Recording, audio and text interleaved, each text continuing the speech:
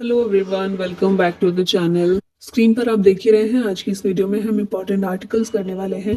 हर एक एग्जाम में 2 क्वेश्चन तो कंफर्म होते हैं, इस टॉपिक से आर्टिकल से पूछे ही जाते हैं। तो इसलिए एग्जाम में बैठने से पहले ये टॉपिक को अच्छे से रिवाइज करके ही जाइएगा। चलिए शुरुआत करते हैं। सबसे पहले यहाँ पर देखें तो इंडियन कॉन्स्टिट्यूशन में कितने आर्टिकल्स हैं। तो ओरिजिनली 395 आर्टिकल्स थे। अभी अगर देखें नंबर वाइज तो 395 ही है ना, सीरियल नंबर वाइज देखें तो। बट अगर काउंट वाइज देखें तो 448 आर्टिकल्स हो गए हैं भारतीय संविधान में। 448 आर्टिकल्स हैं, 25 पार्ट्स हैं, 12 शेड्यूल्स हैं और 5 अपेंडिसेस हैं, with more than 100 amendments in the Indian constitution. अब क्वेश्चंस देख लेते हैं यहाँ पर। एडमिशन और establishment of new states is mentioned in which article होगा। यहाँ पर स्टेट ने कौन से आर्टिकल में नए स्टेट्स के स्थापना या फिर प्रवेश की बात की गई है। यह article 2, option number B correct है। अब यहाँ देखिए पार्ट 1 जो है उसमें क्या चीज मेंशन की गई है, यूनियन एंड इट्स टेरिटरी के बारे में बताया गया है। तो इसमें जो आर्टिकल्स हैं, सबसे पहले आता है आर्टिकल 1 जो कि name and territory of the union की बात करता है। मतलब बताता है कि जो देश है हमारा उसका क्या नाम है, India, that is Bharat, shell be a union of states, ये बोला गया आर्टिकल 1 में। फिर आर्टिकल 2 है admission and establishment of new states. नए स्टेट्स का अगर प्रवेश करवाना है भारत के अंदर या स्थापना करनी है, गठन करना है, तो वो किस तरह होगा ये बताया गया है। फिर आर्टिकल 3 में formation of new states and alteration of areas, boundaries and name of existing states. मतलब नए स्टेट्स का फॉर्मेशन करना है या फिर अगर कोई एक स्टेट का एरिया है, ये यूपी है, अगर यूपी में से उत्तराखंड बनाना है तो ये अल्टरेशन जो करना है ये भी आर्टिकल 3 के तहत किया जाता है। बाउंड्रीज में चेंज करना है तो वो भी इसके तहत। और अगर कोई एग्जिस्टिंग स्टेट है उसका नाम चेंज करना है, जैसे कि उत्तर प्रदेश का नाम यूनाइटेड प्रोविंस था, यूनाइटेड प्रोविंस से चेंज करके उत्तर प्रदेश किया गया, तो ये भी आर्टिकल 3 के तहत किया जाता है। ये अधिकार किसके पास है करने का, तो ये अधिकार है पार्लियामेंट के पास, संसद के पास। ठीक है, तो इस तरह पार्ट 1 आर्टिकल 1 से लेकर 4 यूनियन एंड इट्स टेरिटरी के बारे में बात करते हैं। नेक्स्ट क्वेश्चन है, parliament to regulate the law related to citizenship is under which article. Citizenship से रिलेटेड कोई भी कानून है उसको रेगुलेट करने के लिए पावर किसके पास है, पार्लियामेंट के पास है। और ये पावर पार्लियामेंट को कौन से आर्टिकल के तहत मिलती है, तो आर्टिकल 11 के तहत पार्लियामेंट को ये पावर दी जाती है। अब सेकेंड पार्ट आता है हमारा जो कि सिटीजनशिप की बात करता है। अब पार्ट सेकेंड में आर्टिकल 5 से लेकर 11 ये सिटीजनशिप के बारे में है। अब इसमें इंपॉर्टेंट है आर्टिकल 5 जो कि बोलता है, सिटीजनशिप की बात करता है at the commencement of the constitution. फिर आर्टिकल 6 है rights of citizenship of a certain person who has migrated to India from Pakistan. Pakistan से इंडिया माइग्रेट करके जो आया है उसे किस तरह से प्राप्त होंगे राइट ऑफ सिटीजनशिप। फिर आर्टिकल 10 है continuance of rights of citizenship. और आर्टिकल 11 जो अभी हमने क्वेश्चन देखा था कि राइट ऑफ सिटीजनशिप को रेगुलेट करने की पावर है पार्लियामेंट के पास। Fundamental rights are granted to citizens under which article. Fundamental rights Bharat के लोगों को दिए गए हैं आर्टिकल 12 से 35 में पार्ट 3 के अंदर। अब देखिए आर्टिकल 14 से लेकर 18 ये देता है राइट टू इक्वालिटी। आर्टिकल 19 से लेकर 22 राइट टू फ्रीडम देते हैं। फिर आर्टिकल 23 और 24 राइट अगेंस्ट एक्सप्लॉयटेशन। आर्टिकल 25 से 28 right to freedom of religion. Article 29 और 30 cultural and educational rights provide करते हैं। और आर्टिकल 32 ये राइट टू कॉन्स्टिट्यूशनल रेमेडीज देता है। एक और फंडामेंटल राइट हुआ करता था आर्टिकल 31 में, which was right to property. ये अधिकार अभी भी है हमारे पास क्योंकि अभी भी हम प्रॉपर्टी तो खरीद ही सकते हैं ना, लेकिन अभी ये एक फंडामेंटल राइट नहीं है, अब ये एक कॉन्स्टिट्यूशनल और लीगल राइट बन गया है। ठीक है, फंडामेंटल राइट की श्रेणी से इसको हटा दिया गया है। Which article contains the right to freedom of speech. Freedom of speech इसका अधिकार आर्टिकल 19 के तहत दिया गया है। Which of the following articles of the Constitution of India abolishes untouchability? छुआछूत को, अस्पृश्यता को समाप्त करने का काम करता है आर्टिकल 17। अब देखिए राइट टू इक्वालिटी जो है 14 से लेकर 18, इसके अंदर कौन कौन से अधिकार हैं। सबसे पहले article 14 equality before the law, कानून के समक्ष समानता देता है ये। फिर है आर्टिकल 15 प्रोहिबिशन ऑफ डिस्क्रिमिनेशन, मतलब भेदभाव का अंत करता है। किन ग्राउंड्स पर, रिलीजन, रेस, कास्ट, सेक्स और प्लेस ऑफ बर्थ, इन आधारों पर किसी के साथ भेदभाव नहीं किया जा सकता है। फिर आर्टिकल 16 है equality of opportunity in matters of public employment, सभी को अवसर की समानता दी जाएगी सरकार के द्वारा। आर्टिकल 17 है छुआछूत को खत्म करने के लिए, अबॉलिशन ऑफ द अनटचेबिलिटी। और आर्टिकल 18 है अबॉलिशन ऑफ टाइटल्स। ठीक है, नेक्स्ट देखते हैं क्वेश्चन है which article deals with the right to elementary education. प्रारंभिक शिक्षा का अधिकार देता है आर्टिकल 21A, तो हाँ ऑप्शन ए करेक्ट हो जाएगा। अब देखिए राइट टू फ्रीडम जो है 19 से लेकर 22 था, हमने देखा था। अब इनमें एक देखिए आर्टिकल 19 कहता है freedom of speech and expression के बारे में, ठीक है, अभिव्यक्ति की आज़ादी देता है। Article 20 protection in respect of conviction for offences, मतलब किसी को दोषी ठहराया गया है तो उसके लिए भी कुछ अधिकार है 20 में दिए गए हैं। Article 21 protection of life and personal liberty, और आर्टिकल 22 जो है protection against arrest and detention in certain cases, ठीक है। नेक्स्ट देखते हैं question, the right to privacy is a fundamental right under which article. Right to privacy article 21 के तहत fundamental right दिया गया है। अब शोषण के विरुद्ध अधिकार जो है हमारा राइट अगेंस्ट एक्सप्लॉयटेशन, वो दो आर्टिकल्स में है, आर्टिकल 23 और 24। 23 में क्या है, prohibition of traffic in human beings and forced labour, human trafficking के लिए या फिर बंधुआ मजदूरी के लिए, फोर्स्ड लेबर के लिए, इसका प्रोहिबिशन करता है ये। और आर्टिकल 24 है prohibition of employment of children under the age of 14 in factories and mines, ठीक है, बच्चों के लिए अधिकार देता है ये। नेक्स्ट है which of the following article is related to freedom to manage religious affairs. Religious affairs जो भी हैं, धार्मिक मामले हैं, उनको मैनेज करने के लिए फ्रीडम देता है। कौन सा आर्टिकल है, ये है आर्टिकल 26। अब यहाँ देखिए right to freedom of religion जो है ये 25 से लेकर 28 में है। तो आर्टिकल 25 क्या कहता है, freedom of conscience and free profession practice and propagation of religion, किसी भी रिलीजन को मानो, फॉलो करो, उसका प्रचार करो, इसका अधिकार है सबके पास। Article 26 freedom to manage religious affairs, मतलब 25 जो है ये इंडिविजुअल को अधिकार है और 26 जो है ये रिलीजियस ग्रुप के लिए अधिकार दिया गया। फिर आर्टिकल 27 है फ्रीडम एज टू पे taxes for promotion of any particular religion, ठीक है, किसी को बाध्य नहीं किया जा सकता कि किसी धार्मिक मामले के लिए कोई टैक्स पे करे। फिर है article 28 freedom from attending religious instruction. Next है protection of interest of minorities is mentioned in which article, इसको मेंशन किया गया आर्टिकल 29 के तहत। आर्टिकल 29 और 30 कौन से अधिकार हैं, कल्चरल एंड एजुकेशनल राइट्स हैं। तो 29 कहता है protection of interest of minorities, minorities के जो भी इंटरेस्ट हैं उनके प्रोटेक्शन के लिए है। और आर्टिकल 30 है right of minorities to establish and administer educational institutions. फिर आता है राइट टू कॉन्स्टिट्यूशनल रेमेडीज, जो कि है article 32 remedies for enforcement of fundamental rights. पीछे हमने जितने भी अधिकार देखे हैं, फंडामेंटल राइट्स देखे हैं, अगर इनका हनन होता है तो इनको लागू करवाने के लिए, इनको एनफोर्स करवाने के लिए सुप्रीम कोर्ट के पास डायरेक्टली या फिर हाई कोर्ट के पास भी जा सकते हैं।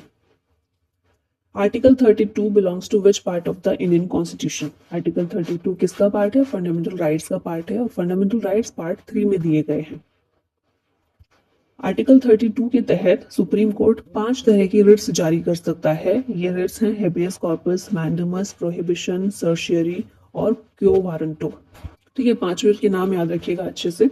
नेक्स्ट क्वेश्चन है article 39A provides for. Article 39A, अभी देखिए यहाँ पर क्या आ गया है, 35 तक फंडामेंटल राइट्स थे, अब 36 से शुरू होते हैं और 51 तक आते हैं हमारे DPSP directive principles of states policy. अब इसी में है 39A, ये किस बारे में है, तो ये है equal justice and free legal add के बारे में। और ये ए दिख रहा होगा, इस ए से क्या समझ में आया कि शुरू से हमारे संविधान में ये आर्टिकल नहीं था, बाद में संशोधन के जरिए इसको शामिल किया गया है। फिर देखिए विलेज पंचायत जो है ये आर्टिकल 40 के तहत दिया गया है, और इसी के तहत जो पंचायती राज सिस्टम है वो इसी के तहत काम करता है, ठीक है, इसी के तहत उसको संवैधानिक दर्जा दिया गया था। तो आर्टिकल 40 में विलेज पंचायत के बारे में है। फिर यूनिफॉर्म सिविल कोड, ये किसमें, आर्टिकल 44 में है। और डेफिनेशन ऑफ स्टेट ये कहाँ दी गई है, आर्टिकल 12 में। आर्टिकल 12 जो फंडामेंटल राइट्स का पहला आर्टिकल है पार्ट 3 का, वहां पर डेफिनेशन ऑफ स्टेट डिस्कस की गई है। ये वही चीज़ है पार्ट 4 में। अब जो फंडामेंटल राइट है वो पार्ट 3 में थे, अब पार्ट 4 आता है directive principles of state policy. इसमें article 39A equal justice and free legal aid की बात करता है। आर्टिकल 40 विलेज पंचायत के बारे में है। 41 right to work, to education and to public assistance in certain cases. फिर आर्टिकल 43 क्या है, living wages etcetera for workers. और article 43A participation of workers in the management of industries. तो ये कुछ इंपॉर्टेंट है, याद रखिएगा। Next, provide for free and compulsory education for children is mentioned in which article of the constitution. तो ये दिया गया है आर्टिकल 45 में, और इसी के तहत इसी को आधार बनाते हुए राइट टू एजुकेशन जो दिया गया है 21A में फंडामेंटल राइट, वो इसी को आधार बनाकर दिया गया है। 44 में क्या है, ये भी हमारे डीपीएसपी है। 44 है यूनिफॉर्म सिविल कोड, गोवा में एप्लीकेबल है बहुत पहले से ही। Article 45 provision for free and compulsory education for children. Article 46 promotion of educational and economic interest of scheduled caste, scheduled tribes and OBC. और article 47 duty of the state to raise the level of nutrition and standard of living and to improve public health. Next है which article of Indian constitution provides for village panchayat, ये हमने देख लिया, article 40 है। आगे देखते DPSP में ही 48 क्या कहता है, organisation of agriculture and animal husbandry. फिर 49 protection of monuments and places and objects of natural importance है। आर्टिकल 50 जुडिशरी को एग्जीक्यूटिव से अलग करता है, दोनों का सेपरेशन करता है पावर्स का। और आर्टिकल 51 इंटरनेशनल पीस और सिक्योरिटी को प्रमोट करने के लिए ये आर्टिकल दिया गया है। Impeachment of president is mentioned in which article, president पर जो महाभियोग लगाया जाता है वो आर्टिकल 61 में मेंशन किया गया है। अब देखिए प्रेसिडेंट से रिलेटेड आर्टिकल्स कौन से हैं। आर्टिकल 52 कहता है the president of India, there shall be a president of India. Article 54 president की इलेक्शन की बात करता है। 61 में इम्पीचमेंट की प्रोसेस दी गई है। 72 में पार्डनिंग पावर, जो क्षमादान की शक्ति है प्रेसिडेंट की, वो मेंशन की गई है। आर्टिकल 74 काउंसिल ऑफ मिनिस्टर्स की बात करता है कि प्रेसिडेंट को एड और एडवाइस करने के लिए एक काउंसिल ऑफ मिनिस्टर्स होगी। आर्टिकल 123 ये प्रेसिडेंट की पावर, ऑर्डिनेंस जारी करने की पावर प्रेसिडेंट की, वो प्रोवाइड करता है। और article 143 power of president to consult supreme court, ये देता है। नेक्स्ट है establishment and constitution of supreme court is mentioned is, supreme court के एस्टेब्लिशमेंट, स्थापना और संविधान की बात की गई आर्टिकल 124 में, ऑप्शन ए करेक्ट है। Which of the given articles of the Indian Constitution empowers the President to grant pardons to any person? Pardon के लिए कौन सा आर्टिकल है, आर्टिकल 72। गवर्नर के बारे में देखिए आर्टिकल कौन कौन से हैं, तो सबसे पहले आर्टिकल 153 गवर्नर ऑफ स्टेट्स की बात करता है। फिर है आर्टिकल 155 अपॉइंटमेंट ऑफ गवर्नर किस तरह से होगा, वो बताता है प्रोसेस। फिर आर्टिकल 161 ये गवर्नर की पावर क्षमादान की जो है, to grant pardons and others, ये पावर गवर्नर को देता है। जैसे 72 राष्ट्रपति की है, वैसे 161 गवर्नर की है। फिर आर्टिकल 163 ये बताता है कि गवर्नर को एड और एडवाइस करने के लिए काउंसिल ऑफ मिनिस्टर्स होगी स्टेट्स में। और आर्टिकल 213 ये गवर्नर की ऑर्डिनेंस जारी करने की पावर बताता है। Which article of Indian constitution is related to council of ministers, देखा था ना पीछे, याद कीजिए, आर्टिकल 74 होगा। आर्टिकल 75 प्राइम मिनिस्टर के बारे में है। 74 में क्या है कि प्रेसिडेंट को एड और एडवाइस करने के लिए काउंसिल ऑफ मिनिस्टर होगी, है ना। अब 75 में ये बोला गया है कि उस काउंसिल ऑफ मिनिस्टर का हेड प्रधानमंत्री होगा और प्रधानमंत्री को प्रेसिडेंट के द्वारा अपॉइंट किया जाएगा। पीएम को भी और अदर मिनिस्टर्स को भी प्रेसिडेंट अपॉइंट करेंगे on the advice of PM. Ministers hold their office during the pleasure of the president. Council of ministers is collectively responsible to the Lok Sabha. Article 78 क्या कहता है, प्राइम मिनिस्टर की ड्यूटीज बताता है as respect furnishing the information to the president. President को जो भी decision लिए जाते हैं टाइम पर उनकी जानकारी देना प्राइम मिनिस्टर की ड्यूटी है, ये बोला गया आर्टिकल 78 में। Article 148 of the constitution deals with the, ये डील करता है controller and auditor general of India से, कैग से। अब देखिए आर्टिकल 63 जो है ये वाइस प्रेसिडेंट के बारे में है। 76 अटॉर्नी जनरल ऑफ इंडिया के बारे में है। 148 कैग के बारे में है। 110 डेफिनेशन ऑफ मनी बिल्स देता है। और 112 आर्टिकल जो है ये एनुअल फाइनेंशियल स्टेटमेंट यानी कि बजट की बात करता है। The constitutional status has been given to panchayat under article, panchayat को कॉन्स्टिट्यूशनल स्टेटस दिया गया है under article 243, option number B correct है। पंचायत को संवैधानिक दर्जा शुरू से नहीं दिया गया था। आर्टिकल 40 में विलेज पंचायत की बात की गई थी डीपीएसपी के अंदर, लेकिन 73rd अमेंडमेंट किया गया 1992 में। इसके जरिए संविधान में एक नया पार्ट जोड़ा गया, पार्ट 9, और इस पार्ट का टाइटल क्या था, द पंचायत। और फिर उसी टाइम पर आर्टिकल 243 को ऐड किया गया, 11th शेड्यूल जोड़ा गया जिसमें 29 सब्जेक्ट्स दिए गए पंचायत के फंक्शनिंग के लिए। और 243 से लेकर 243O ये जो आर्टिकल्स हैं ये पंचायत से रिलेटेड है। देखिए 243 से लेकर 243O है ना, तो 243A में ग्राम सभा की बात की गई है, 243B में पंचायत के कॉन्स्टिट्यूशन की बात की गई है, फिर आर्टिकल 266 ये consolidated fund and public accounts fund के बारे में है। आर्टिकल 267 कंटिजेंसी फंड की बात करता है। आर्टिकल 280 फाइनेंस कमीशन के बारे में है। और article 300A right to property है। पहले ये फंडामेंटल राइट था आर्टिकल 31 के तहत, लेकिन फिर इसको हटा दिया गया फंडामेंटल राइट से और एक लीगल राइट बना दिया गया आर्टिकल 300A में। सुप्रीम कोर्ट के बारे में देखें, आर्टिकल 124 ये सुप्रीम कोर्ट के एस्टेब्लिशमेंट और कॉन्स्टिट्यूशन की बात करता है।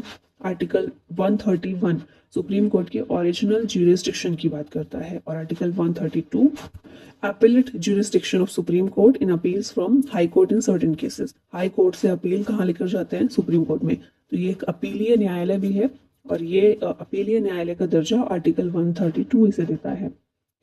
हाई कोर्ट के बारे में देखें, आर्टिकल 214 हाई कोर्ट्स की बात करता है। और आर्टिकल 226 जिस तरह 32 में सुप्रीम कोर्ट की रिट पावर है, उसी तरह से रिट जारी करने की शक्ति हाई कोर्ट को भी है आर्टिकल 226 के तहत। Which of the given articles of the Indian Constitution empowers the High Court to issue writs? अभी बिल्कुल हम देखा आर्टिकल 226 होगा इसका आंसर। सुप्रीम कोर्ट के लिए ये पावर आर्टिकल 32 से मिलती है। इमरजेंसी से रिलेटेड आर्टिकल देख लेते हैं। आर्टिकल 352 नेशनल इमरजेंसी की बात करता है, ठीक है, प्रोक्लेमेशन ऑफ इमरजेंसी।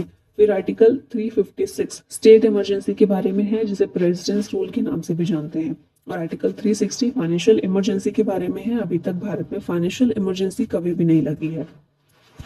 ट्रिब्यूनल्स के बारे में है। आर्टिकल 323A एडमिनिस्ट्रेटिव ट्रिब्यूनल्स की ये बात करता है। इलेक्शंस की बात करें तो आर्टिकल 324 ये बताता है कि इलेक्शंस का सुपरिटेंडेंस, डायरेक्शन, कंट्रोल ये सारा कुछ इलेक्शन कमीशन के हाथों में है। आर्टिकल 325 क्या कहता है? No person to be ineligible for inclusion in और to claim to be included in a special electoral roll on grounds of religion, race, caste or sex. Next आता है आर्टिकल 338 ये national commission for SC and ST की बात करता है। National commission for SC है article 338, फिर national commission for ST है आर्टिकल 338 का क्लॉज A और आर्टिकल 338 का B ये national commission for backward classes के लिए है। फिर आता है article 340 appointment of a commission to investigate and conditions of backward classes. Backward classes की कंडीशन को इन्वेस्टिगेट करने के लिए, उसकी जांच पड़ताल करने के लिए एक कमीशन का गठन सरकार के द्वारा किया जा सकता है। ये आर्टिकल 340 में कहा गया है। और article 368 power of parliament to amend the constitution, संविधान में संशोधन करने की शक्ति कौन सा आर्टिकल देता है? 368 368। ऑफिशियल लैंग्वेज के बारे में कौन से आर्टिकल्स हैं? तो ये है पहला article 343 official languages of the union की बात करता है। आर्टिकल 345 ऑफिशियल लैंग्वेजेस और लैंग्वेजेस ऑफ अ स्टेट की बात करता है। Article 348 languages to be used in supreme court and high court.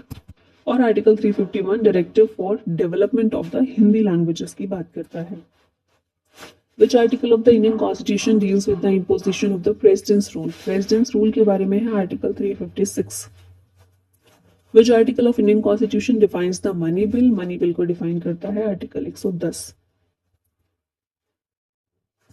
अब ये कुछ चीजें याद रखिएगा मनी बिल के बारे में। मनी बिल को एक मिनिस्टर ही इंट्रोड्यूस कर सकता है। It can not be introduced in Rajya Sabha और विधान परिषद, ठीक है। राज्यसभा में इंट्रोड्यूस नहीं होता है, विधान परिषद में नहीं होता है, सिर्फ लोकसभा में इंट्रोड्यूस हो सकता है with prior recommendation of the president for introduction in Lok Sabha. Lok Sabha में भी प्रेसिडेंट की प्रायर रिकमेंडेशन चाहिए होती है, तभी उसको लाया जाएगा। The special provisions in Article 371G of the Constitution of India relate to the state of 371G। अब देखिए 371 वाले जो आर्टिकल्स हैं ना ये सारे स्टेट्स के लिए हैं, ऐसे स्टेट्स जिन्हें कुछ स्पेशल प्रोविजन जिनके लिए रखे गए हैं। तो इसमें आर्टिकल 371 में जी जो है ये मिजोरम के लिए है, ऑप्शन सी करेक्ट हो जाएगा। आर्टिकल 371B असम के लिए है, सी मणिपुर के लिए है, एफ सिक्किम के लिए है, एच अरुणाचल प्रदेश के लिए है और जी मिजोरम के लिए है। Which article of the Constitution of India mentions that the Lok Sabha must have a speaker and a deputy speaker? Lok Sabha में एक स्पीकर और डिप्टी स्पीकर होगा। ये कौन से आर्टिकल में दिया गया? Article 93। Article 239 deals with the, ये डील करता है with the administration of union territories by president. Which article of the Indian Constitution directs the state to take steps to separate the judiciary from the executive in the public services of the state? तो हमने देखा था DPSP में article 50 जो है ये judiciary को executive से अलग करता है, सेपरेट करता है। Finance commission is under which article, ये 280 में है, article 280। Which article of the Indian constitution deals with the imposition of the presidents rule, ये तो रिपीट हुआ है question.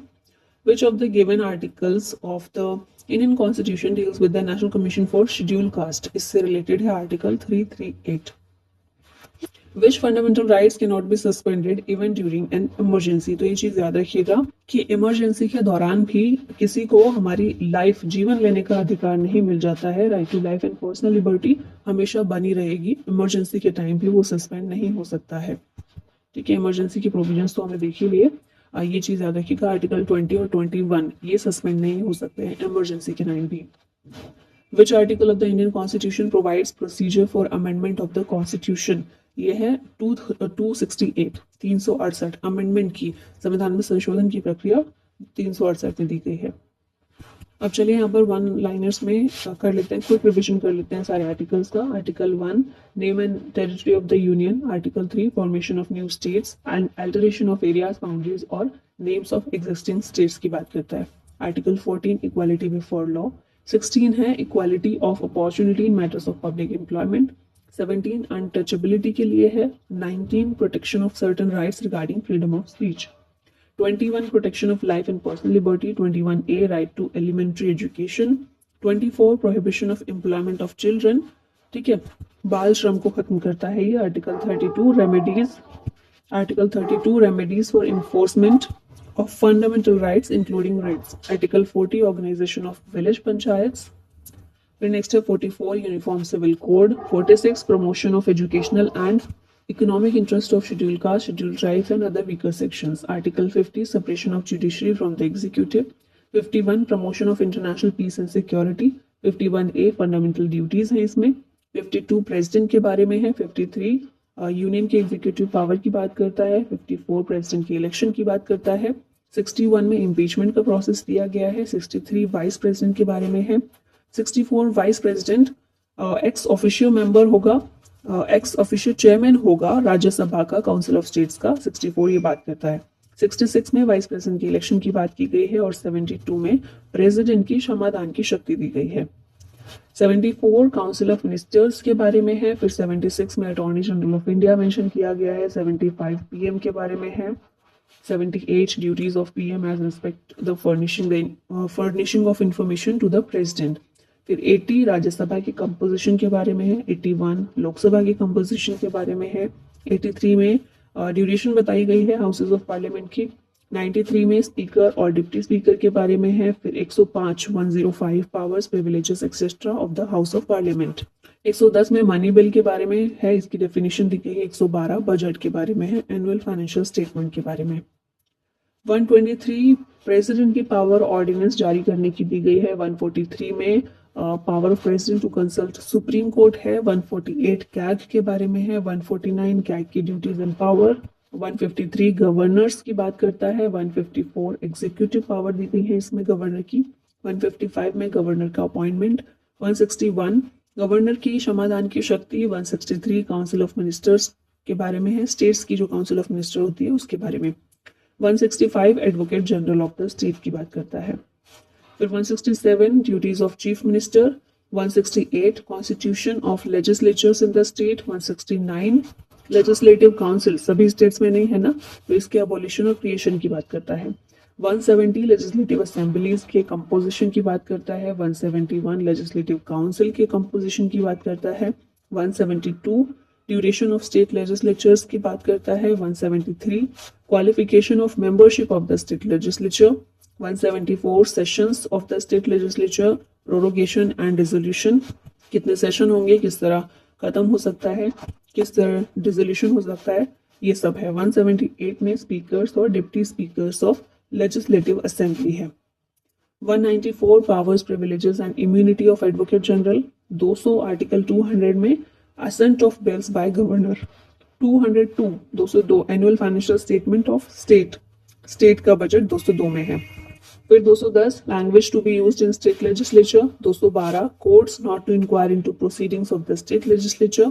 213 power of governor to promulgate ordinances ठीक है। ऑर्डिनेंस को जारी करने की शक्ति गवर्नर की। आर्टिकल 214 हाई कोर्ट के बारे में है। 217 appointment and the condition of the office of the जज ऑफ अ हाई कोर्ट। फिर नेक्स्ट है 226 हाई कोर्ट की पावर रिट इशू करने की। 239 A special provisions with respect to Delhi. 243 B panchayat के कॉन्स्टिट्यूशन की बात करता है। 243 C composition of panchayat. 243 G powers authority and responsibilities of panchayat. 243 K elections panchayat के इलेक्शंस की प्रोसीजर बताता है। 249 power of parliament to legislate with respect to a matter in the state list in the national interest। मतलब state list के बारे में अगर कोई नेशनल इंटरेस्ट का मुद्दा आता है तो स्टेट लिस्ट के सब्जेक्ट पर पार्लियामेंट जो है ये कानून बना सकती है। ये पावर पार्लियामेंट को मिली है 249 के तहत। 262 में क्या दिया गया है? Adjudication of disputes relating to waters of interstate rivers और रिवर वैलीज। 263 में इंटरस्टेट काउंसिल के गठन करने की बात की गई है। फिर है 265 taxes not to be imposed save by authority of law. 266 में कंसोलिडेटेड फंड और पब्लिक अकाउंट्स फंड। और 267 में कंटिजेंसी फंड की बात की गई है। 275 में ग्रांट्स मेंशन किए गए हैं जो कि यूनियन के द्वारा कुछ सर्टेन स्टेट्स को दिए जाते हैं। 280 फाइनेंस कमीशन के बारे में है। 300 सूट्स एंड प्रोसीडिंग्स की बात करता है। 300 ए राइट टू प्रॉपर्टी है। 311 dismissal, removal or reduction in rank of persons employed in civil capacities under the union or state। 312 में ऑल इंडिया सर्विसेज की बात की गई है। 315 पब्लिक सर्विस कमीशंस की बात करता है यूनियन और स्टेट्स के लिए। 320 जो है पब्लिक सर्विस कमीशन के फंक्शंस की बात करता है। 323 ए एडमिनिस्ट्रेटिव ट्रिब्यूनल्स के बारे में है। 324 इलेक्शन कमीशन की बात करता है। फिर 330 हाउस ऑफ पीपल में यानी कि लोकसभा में शेड्यूल कास्ट और शेड्यूल ट्राइब के लिए सीट्स के रिजर्वेशन के लिए है। 338 national commission for SC and ST. 343 official language of the union. 345 official language और languages of a state. 352 proclamation of emergency जिसे नेशनल इमरजेंसी कहते हैं। फिर 356 स्टेट इमरजेंसी जिसे प्रेसिडेंट्स रूल कहते हैं। और 360 फाइनेंशियल इमरजेंसी के बारे में है। फिर आता है 368 ये है अमेंडमेंट के लिए, संविधान में संशोधन के लिए। 370 जम्मू कश्मीर के लिए टेम्पररी स्पेशल पावर्स दी गई थी, स्पेशल प्रोविजन दिए गए थे। 371 ए में नागालैंड के लिए स्पेशल प्रोविजन है। 371 जे में हैदराबाद कर्नाटक रीजन के लिए स्पेशल स्टेटस दिया गया है। अब ये कुछ क्वेश्चन है ना जो बहुत बार रिपीट हुए एग्जाम्स में, जैसे कि आर्टिकल 12 से 35 फंडामेंटल राइट्स के बारे में है। 36 से लेकर 50 बेसिकली 51, ठीक है। 36 से 51 directive principle of state policy. 51 a fundamental duties. 52 में प्रेसिडेंट। 80 में number of seats in Rajya Sabha. 110 money bill की डेफिनेशन। 112 बजट। 148 गैग के बारे में है। 280 फाइनेंस कमीशन के बारे में। 300 ए राइट टू प्रॉपर्टी देता है। और 324 इलेक्शन कमीशन ऑफ इंडिया की बात करता है। अब लास्ट में क्वेश्चन आप लोगों के लिए, the president of India can be impeached for violation of the constitution under which article. कौन से आर्टिकल के तहत राष्ट्रपति पर महाभियोग चलाया जा सकता है, इम्पीचमेंट प्रोसेस शुरू की जा सकती है? इसका आंसर बताइएगा कमेंट में। और इसी के साथ इस वीडियो का होता है